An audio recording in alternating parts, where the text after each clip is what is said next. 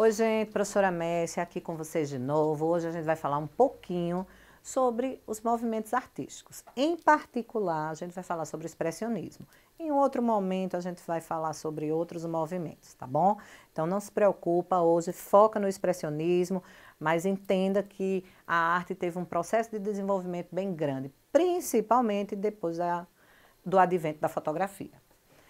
Então, o que aconteceu com a fotografia? A fotografia surge na humanidade depois de um longo processo, e aí o ser humano que produz arte, ele começou e achou mais fácil solicitar fotografias, retrato da mãe, do pai, da família.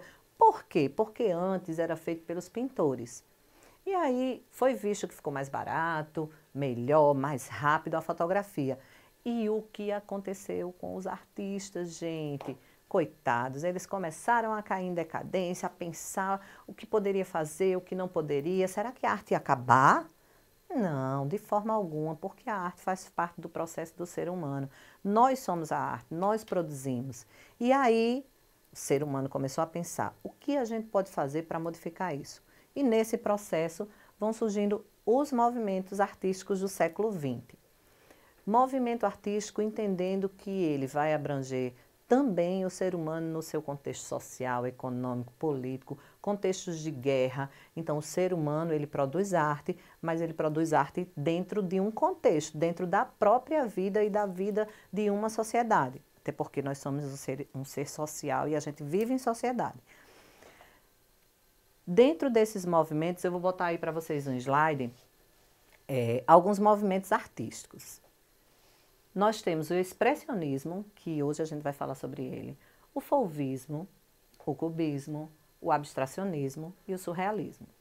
Esses movimentos, eles vêm trazer para toda a humanidade, não só para nós brasileiros, professora Messi aqui pertinho, não, para todo o planeta Terra. Isso aconteceu no nosso planeta, no nosso mundo. No Brasil, em particular, aconteceu? Com certeza, e a gente vai ver já já como aconteceu, quem produziu, como produziu, se foi aceito, se não foi aceito, não é? Porque a arte também, principalmente esses movimentos artísticos modernos, eles não foram aceitos. Ai, que bonitinho, Vincent van Gogh, vou comprar todas as obras dele. Não, não. E aí a gente vai caminhar e vai ver que não foi bem assim. O expressionismo, ele, como eu já falei para vocês, ele surge em 1905. Certo? E ele traz para a gente uma carga emocional muito grande. Ele expressa, como a própria palavra diz, eu sempre digo a meus alunos, escutem a palavra, pensem e aí vocês refletem, para ver se tem alguma coisa a ver. Então, quando eu escuto expressionismo, está ligado à expressão. Então, a expressão do ser humano, a expressão do artista. E a gente tem um artista aí que ele mostrou essa emoção e essa obra que eu vou mostrar para vocês, que é o Grito, ela virou um ícone do expressionismo. Então, a gente fala que Eduard Munch é considerado o precursor do expressionismo. O que é o precursor? Precursor vem primeiro. Então, ele pensou, ele fez. Talvez ele nem tenha pensado com o nome expressionismo, mas naquele momento ele quis realmente expressar o sentimento que ele estava vivendo naquele momento, naquele contexto social que ele estava vivendo, né? Então, vocês vão dar uma olhadinha aí na imagem e eu queria que vocês dessem uma olhadinha e pensassem um pouquinho, tá bom? Vou contar até 5 aqui na minha cabeça e vocês vão dar uma olhadinha aí no Grito de Eduard Munch. 1963, o nascimento dele, 1944, falecimento.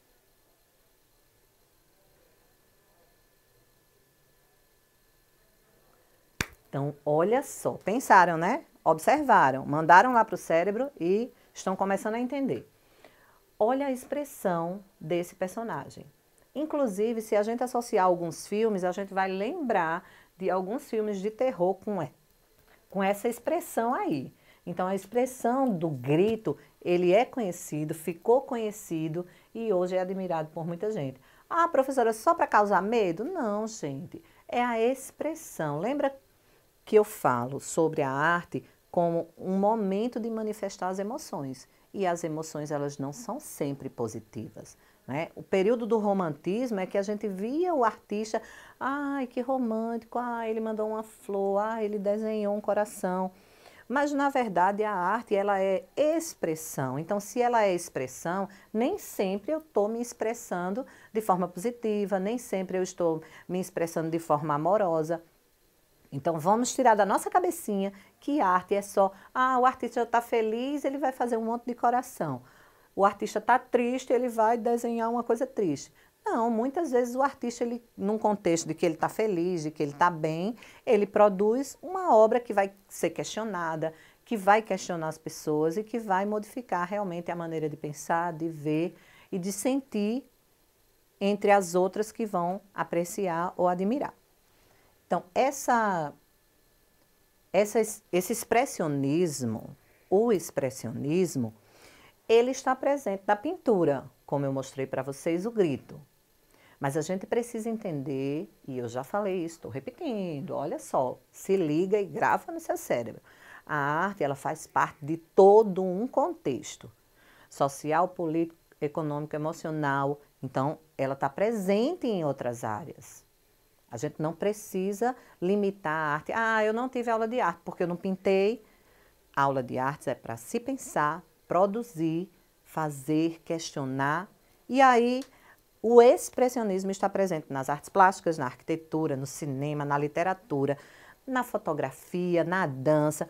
Enfim, vocês estão vendo o leque de opções de um período artístico que surgiu e que ficou em várias outras áreas.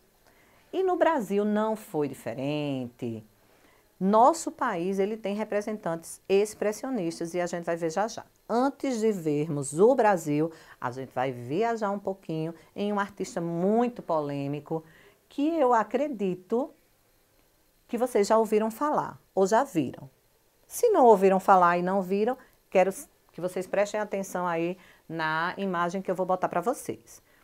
Essa obra aí é um autorretrato. Quando a gente fala em autorretrato, a gente está falando que o artista, ele fez ele mesmo, certo? Quando a gente fala em retrato, retrato pode ser fotografia, pode ser pintura, pode ser desenho, pode ser escultura.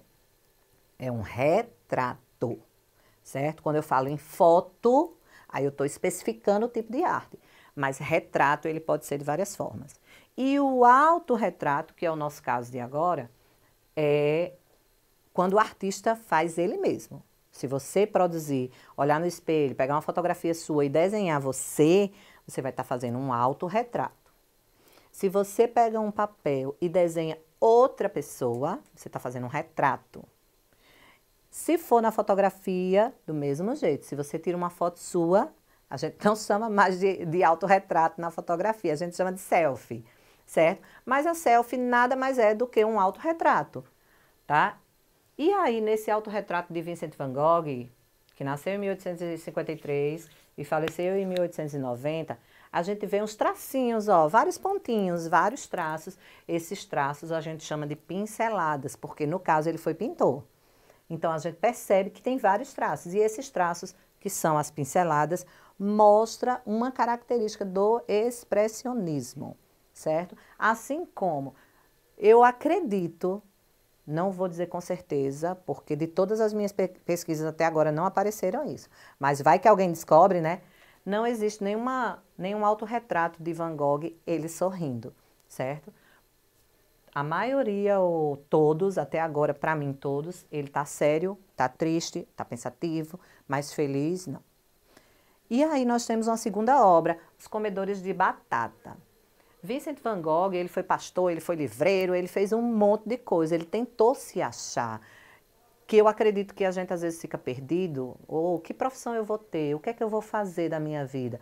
E Vincent van Gogh, ele não foi diferente, ele não sabia o que fazer até ser artista. Depois que ele foi artista, ele se descobriu. Mas até então não, então ele também foi pastor, ele foi livreiro, e no período que ele foi pastor, ele visitou muitas entidades, muitos órgãos, ajudou muita gente, e aí ele fez essa obra porque nesse período existia muita fome. E ele viu uma família que só comia batatas. Literalmente, eles só tinham isso para comer. E aí, se vocês observarem essa obra, vocês vão ver a expressão triste, né? A própria obra é escura, com a intenção e sendo uma característica do expressionismo para mostrar para vocês essa dimensão do drama, da tristeza, dessa emoção que eles queriam passar.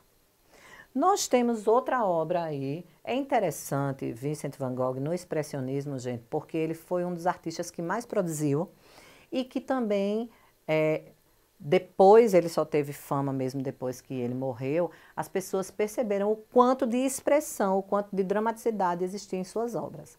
Nessa obra, Campo de Trigo com Corvos, mostra meio que, apesar das cores claras, se você ver lá no final tem alguns corvos, o céu já está bem escuro. Então, acredita-se que nessa obra foi a última obra dele, antes dele dar um tiro no ouvido e falecer, né? Ele morreu depois de 3 dias, mas ele não foi um artista muito feliz em vida, ele não foi uma pessoa muito feliz. Mas quando a gente fala artisticamente, ele foi um artista que produziu muito, obras belas, né? Os Comedores de Batatas que a gente viu não é uma obra bonita de se ver, mas é uma obra bela enquanto produção de arte, certo? A famosíssima Fofura, Os Girassóis, de Vincent van Gogh, certo? Quando vocês verem essa obra, mesmo que tenha sido feita por outras pessoas, quem fez a primeira e ficou famosa foi justamente Vincent van Gogh. Por conta das cores, da mistura. Se a gente tivesse a oportunidade, né, de olhar essa obra próxima, a gente ia ver que ela tem uma tinta muito grossa, parece uma pasta. Sabe quando a gente derrama o creme dental e fica aquela coisa grossa? Pronto. Na obra dele, só que ele não derramou, ele fez intencionalmente, tá? E aí, como ele é um artista muito polêmico, eu não poderia deixar de trazer para vocês o quarto em Arles, que era a cidade que ele morava. Nessa obra aí que vocês estão vendo, ele mostra pra gente 2 travesseiros, 2 cadeiras. Geralmente as coisas nessa obra elas são pares, mas não mostra a solidão de Vincent van Gogh. Ele ficou sozinho, ele não tinha esposa, ele morou um tempo com outro artista, mas não deu certo, ele se irritou demais. Em uma briga com Gauguin, ele cortou a própria orelha. Esse é o artista que cortou a própria orelha, né? Então, isso é um processo de aceitação que talvez ele não tivesse naquela época. E que as obras também não tiveram, tá, gente? Quem disser a vocês que Vincent van Gogh, na época, foi famoso, viveu bem, não, não, não. Ele viveu muito triste, viveu sozinho, tinha a ajuda de um irmão dele chamado Theo, mas foi sozinho. E aí, a famosa Orelha Cortada de Van Gogh, tá? Essa obra também é um autorretrato e mostra também a expressividade, o próprio rosto dele mostra essa expressão que é indefinida, né? Se a gente olhar, cada pessoa vai ter também sua visão. E isso é outra coisa importante que vocês têm que guardar. A arte, quando eu observo, é o que eu acho, o que eu estou vendo. Por quê? Porque a apreciação é minha. Eu tenho um modo de ver, eu tenho uma referência do que eu estudei, do que eu vivi. Então, a gente precisa entender que, às vezes, uma pessoa vai olhar essa obra e vai dizer, não, professora, eu não achei ele triste, não. Tudo bem, é a sua interpretação da obra, tá? Então, a gente precisa entender que a arte, ela também tem a parte de você entender o que você acha. Por isso que é tão importante a gente olhar e pensar, refletir e depois falar, discutir, conversar e produzir, tá? Aí eu trouxe para vocês aí outro artista chamado Paul Gauguin. Ele traz pra gente, eu trouxe só uma imagem dele, por quê? Porque a maioria das obras dele é expressionista, traz muita coisa, dramaticidade, emoção, tal, tudo isso ele traz. Só que o que é interessante de Gauguin são as cores. Ele usa muitas cores chapadas. Ah, professor, o que são cores? São cores que eles não misturam, certo? Eles não misturam as cores, botam geralmente as cores muito chapadas mesmo, simples, sem mistura, tá? E aí nós vamos começar a falar um pouquinho sobre o Brasil, que eu acho importantíssimo vocês entenderem. O expressionismo no Brasil. Também não vamos falar sobre todos os artistas expressionistas, mas eu trouxe 2 em particular que são importantes tanto para a arte como para a sociedade de maneira geral. Como eu já disse para vocês e vou reforçar, a arte ela não existe lá num num pedaço de cristal guardadinha. A arte está em cada um de nós. E aí a gente precisa entender que ela gira em torno de nós, mesmo que a gente não entenda, não produza, não conheça. Por isso que a professora de arte é importante, para a gente conhecer, para a gente entender, para a gente aprender e para a gente produzir. Então vamos ver aí nas terras tupiniquins. Alguém já ouviu essa expressão? É o Brasil, gente. Então na década de 1900, nós temos uma grande artista, e aí eu vou mostrar para vocês só uma obra.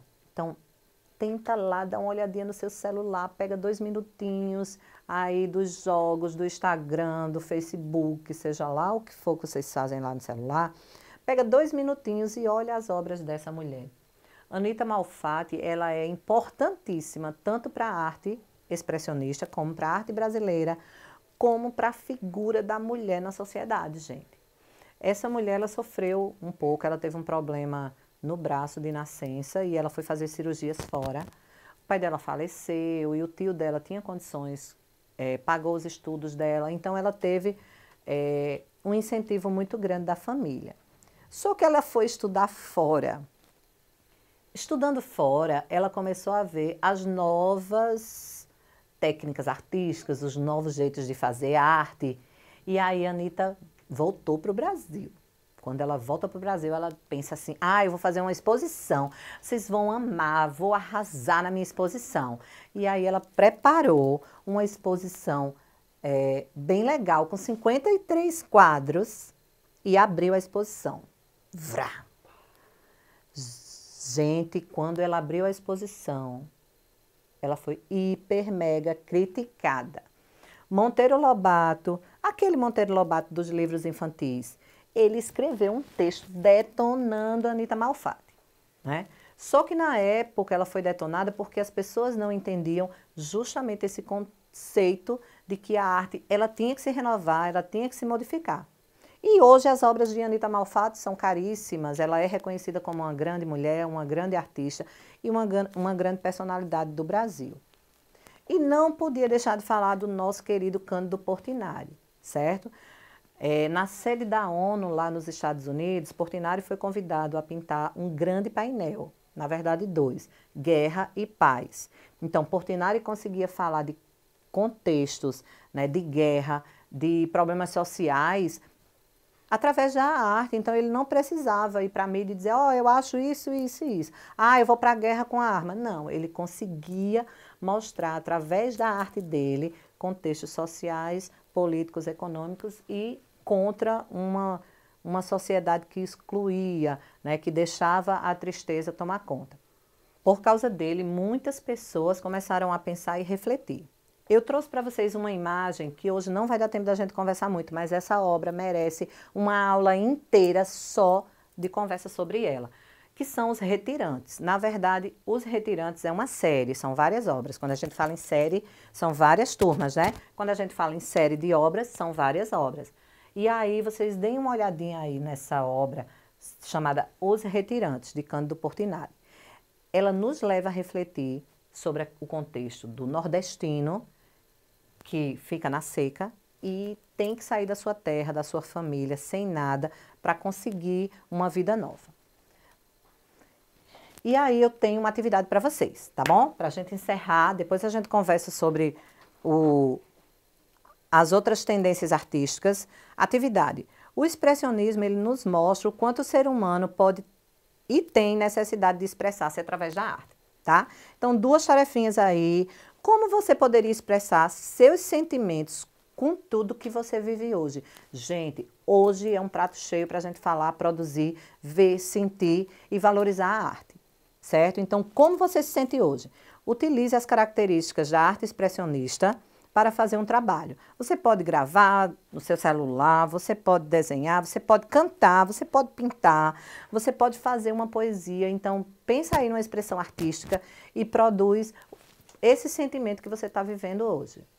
E a atividade 2, vocês observem lá a obra Os Retirantes de Portinari. O que poderíamos fazer para que essa cena não volte a acontecer? E aí na próxima aula a gente volta com mais orientações. Tchauzinho, gente. Obrigada aí.